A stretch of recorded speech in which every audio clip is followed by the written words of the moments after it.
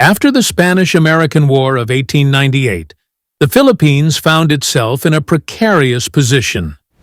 The Treaty of Paris ceded the islands to the United States, but Filipino revolutionaries, who had fought alongside the Americans against Spain, refused to accept foreign rule.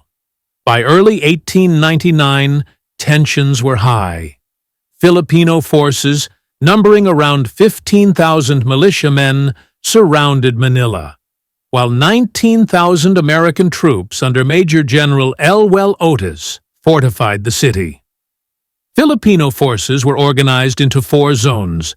First Zone, south of Manila, under General Mariano Noriel and Colonel Juan Caillas. This zone stretched from Bacoor to Malate, with its left flank resting on Manila Bay. Second Zone, Central, commanded by General Pio del Pilar and Colonel Luciano San Miguel. It covered towns like Pasig and Santa Ana, with its right flank anchored on the Pasig River. Third Zone, North Central, led by General Artemio Ricarte and Colonel Hermogenes Bautista. It occupied San Juan del Monte and Pandacan. Fourth Zone, North, under General Pantaleon Garcia. It defended Caloocan and Novaliches, with its right flank on Manila Bay. On the American side, the 8th Army Corps was divided into 2 main divisions. First Division, South, under Brigadier General Thomas Anderson. It held the southern line near Pasay and included the 1st Wyoming, 1st Idaho, and 1st California regiments. Second Division, North, commanded by Brigadier General Arthur MacArthur. It defended the northern sector, including the Santa Mesa Ridge, with regiments like the 20th Kansas and 1st Nebraska. On the evening of February 4th, 1899, the tension finally boiled over. Private William Grayson of the 1st Nebraska Volunteers, stationed near the San Juan Bridge, encountered a group of armed Filipinos from the Morong Battalion. According to Grayson's account, he challenged the men, but when they refused to halt, he opened fire. This single shot ignited the Battle of Manila. Filipino troops, caught by surprise, returned fire. The skirmish quickly escalated as both sides rushed reinforcements to the area.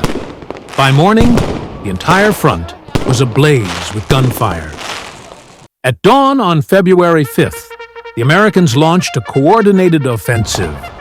In the north, General Arthur MacArthur's division advanced along the Santa Mesa Ridge, aiming to capture the Chinese hospital and La Loma Cemetery. His troops overwhelmed the Filipino defenders, who were caught unprepared and leaderless. In the south, Brigadier General Thomas Anderson's division pushed toward Pasay.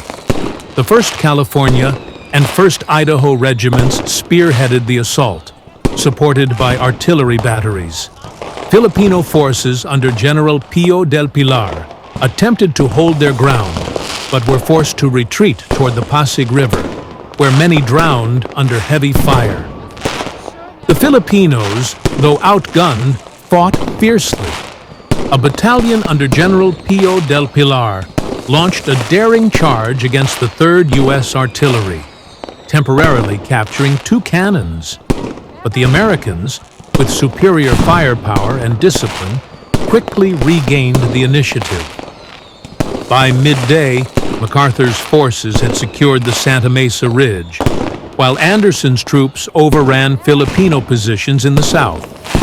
The Filipinos, lacking coordination and leadership, were unable to mount an effective counterattack.